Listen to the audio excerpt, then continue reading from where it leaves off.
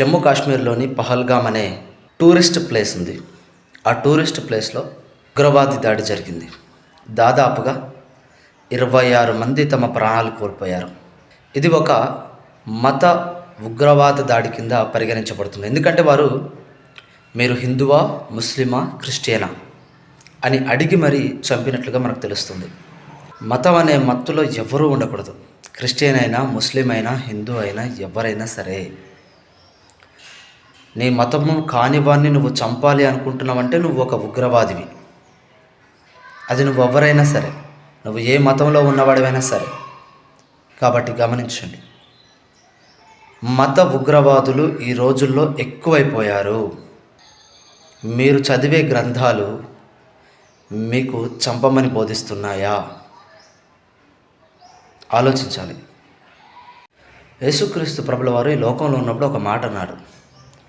శాస్త్రులతో, పరిసయ్యులతో, సద్దూకయ్యులతో ఆయన మాట్లాడితే ఏమన్నాడంటే, మీరు మీ మతంలో ఒకరిని చేర్చుకోవటం కోసం వ్యయ ప్రయాసలు పడతారు.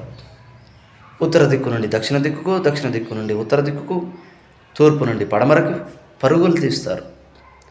ఎట్లాగైనా సరే ఒకరిని మా మతంలో చేర్చుకోవాలని ప్రయాసపడతారు. ఇది మీ మతం.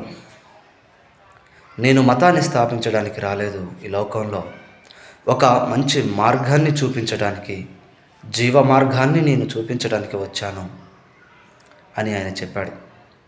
ఒక చెంప మీద కొడితే ఇంకొక చెంప చూపించుడి అనేటువంటి ఒక గొప్ప ప్రేమ విప్లవాన్ని ఆయన తీసుకుని వచ్చాడు. కాబట్టి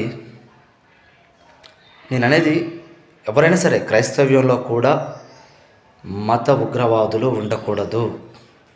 హిందువుల్లో కూడా మత ఉగ్రవాదులు ఉండకూడదు. ముస్లిముల్లో కూడా మత ఉగ్రవాదులు ఉండకూడదు. కాబట్టి అప్పుడే ఈ దేశం ఫైనాన్షియల్గా స్టేబుల్గా ఉంటుంది, స్ట్రాంగ్ అవుతుంది. మనలో మనం కొట్టుకుంటే మాత్రం బయటి వానికి మనము చనువిచ్చినట్లే. కాబట్టి గమనించండి.